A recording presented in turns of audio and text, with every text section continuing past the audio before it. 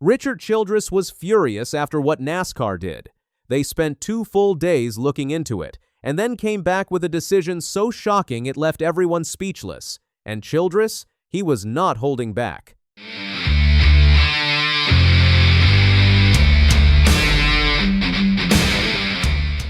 So let's go and watch exactly what happened between Shane Van Gisbergen and Richard Childress at Chicagoland Speedway.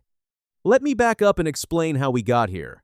It all happened on lap 47 of the ERO 400 at Chicagoland Speedway in Joliet, Illinois.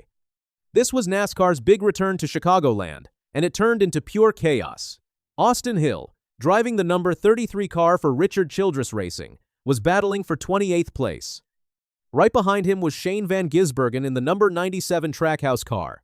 As they headed into the corner, Van Gisbergen dove to the inside and clipped the left rear of Hill's car. That little tap was all it took. Hill went spinning hard into the outside wall, and just like that, his race was finished. The damage to the back of his car was way too much to fix. But Hill was not done yet. After the crash, a caution flag came out, which means everyone slows down. Hill's beat-up car limped back to pit road. His team tried to patch it up, then told him to drive back around to the garage. Here's where things got wild. Instead of going straight to the garage, Hill pulled out onto the track, passed 2 cars along the bottom, and pulled right up next to Van Gisbergen. Then he smashed into the side of the number 97's door. Just before that hit, you could hear Hill's team begging him over the radio. They said, "Big picture, Austin. Big picture, please." They wanted him to think about the whole season and stay calm. But Hill either didn't hear them or just didn't care. After Hill door-slammed him, Van Gisbergen radioed his own crew and said simply, "The fellow hit my left front." Now let's get to Richard Childress. The team owner was watching all of this, and he was hot. Over the team radio, he made it very clear who he blamed. He said, "It was just payback for California. Somebody talked to NASCAR about that." That was blatant. A moment later, he said it again. "That was on purpose from California." Childress wanted NASCAR to punish Van Gisbergen right away. He was sure this was no accident. So, what did Childress mean by California? To understand that, we have to go back 2 weeks. At a race near San Diego, at Naval Base Coronado, Austin Hill made a mistake on a restart. He missed the bottom of the track and started a big crash.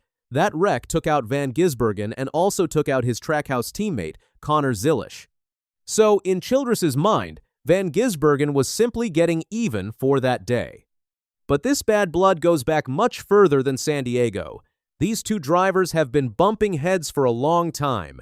They first clashed back in 2024 at a road course called Circuit of the Americas, and Van Gisbergen did not like how that went.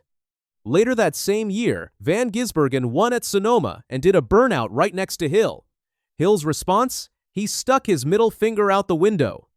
This year alone, Hill was part of a wreck that crashed Van Gisbergen at Pocono. Then came the San Diego pileup. Van Gisbergen even called Hill a spud in a team video back in June. So, yeah, these 2 really don't like each other. After the race, both drivers gave their side of the story. Austin Hill didn't come right out and blame Van Gisbergen, but he made his feelings clear. When asked about the wreck, he said, "I'm sure y'all have seen the replay, so if I have to explain it, people probably need to get glasses." When someone asked if it was payback, Hill just said, "I have no idea." And when asked if Van Gisbergen should be punished, he said, "If there's definitive evidence, so I'm going to leave it in NASCAR's hands." Hill also admitted the 2 of them hadn't even spoken since the San Diego crash, saying they don't see eye to eye. Van Gisbergen told a very different story. He said the whole thing was just a racing accident. In his words, "I was shooting for the bottom trying to get clean air. I was so tight, and he just chopped my nose and got in the wall. So, sorry about that. Sorry to his guys. They're always nice people, and it happens." When a reporter asked him straight up if it was on purpose, he answered with one word, "No." And when asked if he'd talked to Hill about it, Van Gisbergen said, "I'll talk to him, but he just grunts." Now here is where it gets tricky. Was it really an accident, or did Van Gisbergen mean to do it? People argued about this all week. The TV broadcast showed data that said Van Gisbergen drove into the corner deeper than he had on the laps before. Some folks pointed to that as proof he did it on purpose. NASCAR veteran Jamie McMurray even said the data was undeniable. Denny Hamlin, who won the Daytona 500, said he thought the move was planned out ahead of time, but others weren't so sure. They pointed out that Van Gisbergen never hooked Hill's car in a nasty way. He just gave it a shove, and maybe he only meant to move him up the track, not spin him out. While fans and drivers argued, NASCAR was quietly doing its homework, and on Tuesday, they gave their answer. No penalty for anybody. Not for Van Gisbergen. Not for Hill.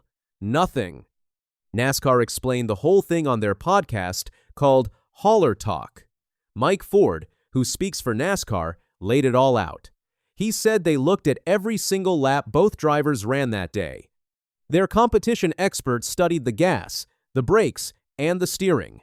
They listened to all the radio messages, looking for what Ford called a smoking gun. And after all that digging, Ford said, "Nothing in our eyes proved definitively. This was 100% intentional and penalty-worthy." Here's the big reason why. In the past, NASCAR has punished drivers who admitted on the radio that they wrecked someone on purpose. But Van Gisbergen never said anything like that. He told his team it was an accident. Ford put it this way: "There's enough reasonable doubt to where it didn't rise to the penalty for us here. If you remove that reasonable doubt, then you're going to get a penalty." That's exactly what happened earlier this year with a driver named Ryan Preece. He got a 25-point penalty and a $50,000 fine for hitting Ty Gibbs at Texas. But the difference was, NASCAR had radio proof that Preece planned it. Van Gisbergen gave them no such proof. And what about Hill smashing Van Gisbergen's door under caution? NASCAR let that slide too. Ford asked another official, Elton Sawyer, about it, and here's what he shared. He said, "No penalty there. Definitely is emotion. I would have done the same thing 30 years ago when I was a driver. We are letting that one go as well." But even with no penalties, NASCAR isn't just walking away. They're bringing both drivers into the hauler this weekend at Atlanta for a serious talk. Ford said, "We want to have a discussion and make sure that it doesn't boil over into a significant problem at Atlanta or beyond." Interestingly, this wasn't the only crash NASCAR looked at. Zane Smith rear-ended and spun Carson Hocevar in that same race. NASCAR gave that one the same answer, no penalty, and called Smith and Hocevar to the hauler too. Ford joked, "It'll be a busy hauler." Not everyone agreed with how NASCAR handled things, but some liked it. Dale Earnhardt Jr. actually enjoyed the drama. He called Hill's door slam short track shit and said, "We all have wanted to do it. We've all maybe done it at some point in our careers." He even argued a little payback is good for racing, saying, "The potential that that guy on the racetrack might park your ass, that being a possibility needs to be in there. It keeps some guys in line." There's one more thing worth knowing. Van Gisbergen is fighting for a playoff spot, sitting just 30 points above the cutoff. If he had gotten that 25-point penalty, he'd be barely hanging on. So he got lucky. Austin Hill, on the other hand, isn't racing for points, which means he has nothing to lose. And now these two head to Atlanta this Sunday, on the same track, with all that anger still boiling. This fight is far from over.